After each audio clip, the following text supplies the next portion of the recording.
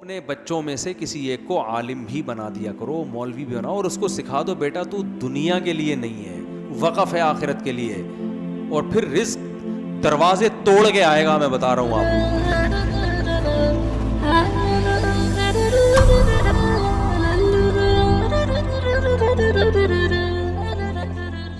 علماء کی اکثریت اللہ نے کیا بنائی ہے ہمیشہ سے؟ غریب. تو علماء کی غربت کو دیکھ کر ان پہ ترس مت کھایا کرو,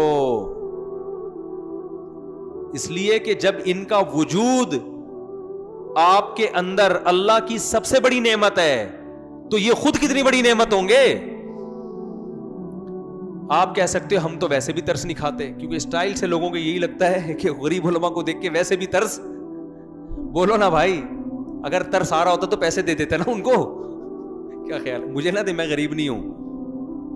تو کچھ علماء ہوتے ہیں جن کو اللہ نے بہت پیسہ دیا ہے, لیکن وہ جیسے پیغمبروں میں دولت والے پیغمبروں کا ریشو بہت کم ہے, ایسے ہی اہل حق علماء میں مالدار علماء کا ریشو بہت کم ہے. وہ بھی صحیح ہوتے ہیں لیکن بہت کم رکھا ہے اللہ نے, تاکہ ایسا نہ ہو کہ غربت ایک چھاپ بن جائے ان کے لیے.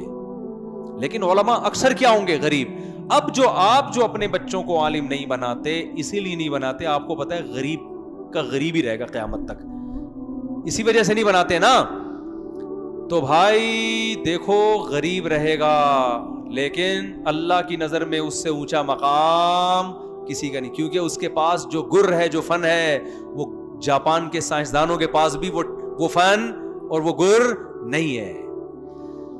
ہم جب مدرسے میں آئے تھے, میں تو اللہ کا شکر ہے میری مالی حالت بہت اچھی ہے, لیکن جب میں مدرسے میں آیا تھا تو ہمارے سامنے کوئی فیوچر نہیں تھا. مجھے تو یہ پتا تھا کہ میں بائک بھی نہیں خرید سکتا, وہ تو میں نے گاڑی بھی لے لی اللہ کے فضل سے, لیکن جو فیوچر تھا ہمارا وہ تو بڑا دنیا کے لحاظ سے تاریخ تھا. ہم جب آئے تھے تو ہمیں سب سے پہلے تانے ملتے تھے کہ کھاؤ گے کہاں سے. تو ہمارے حضرت سے ہم پوچھتے تھے, حضرت لوگ پوچھتے ہیں کھاؤ گے کہاں سے, حضرت فرمائے بولے منہ سے کھاؤں گا, بس وہ ٹہلانے کے لیے, ٹرکھانے کے لیے. پھر حضرت فرمائے چھوڑ دو یہ فکر, چھوڑ دو کھانے پینے کی, اللہ تعالیٰ جو ضرورتیں وہ پوری کر دے گا. اور پھر ہم جب مدرسے سے فارغ ہوئے تو 4,000 میرا وظیفہ پہلی تنخواہ تھی, وہ بھی مجھے توقع نہیں تھی, اور وہ تنخواہ میری 4,000 تھی 2001 میں. تو میں سمجھتا تھا میں بحریہ ٹاؤن کا کیا بن گیا ہوں مالک, کیونکہ ہمیں تو اس کی بھی توقع نہیں تھی, کشتیاں ہی جلا کے آئے ہیں, تو اب 4,000 بھی مل رہے ہیں تو بڑی بات ہے بھائی.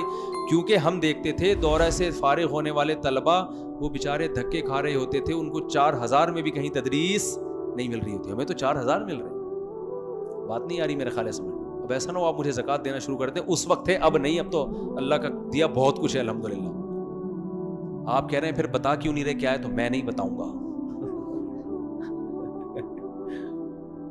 حلال ہے, حرام نہیں ہے, اور ہدیوں کا نہیں ہے.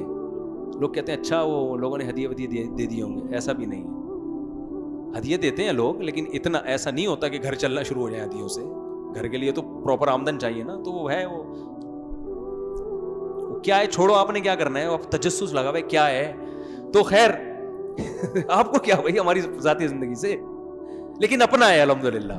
اچھا خیر, تو میں یس کر رہا تھا, دیکھو غیب سے اللہ رزق کا انتظام پیدا کرتا ہے, تو اپنے بچوں میں سے کسی ایک کو عالم بھی بنا دیا کرو, مولوی بھی بناؤ, اور اس کو سکھا دو بیٹا تو دنیا کے لیے نہیں ہے, وقف ہے آخرت کے لیے, اور پھر رزق دروازے توڑ کے آئے گا. میں بتا رہا ہوں آپ کو, ایسا آئے گا کہ بھاگو گے اور رزق پیچھا کرے گا.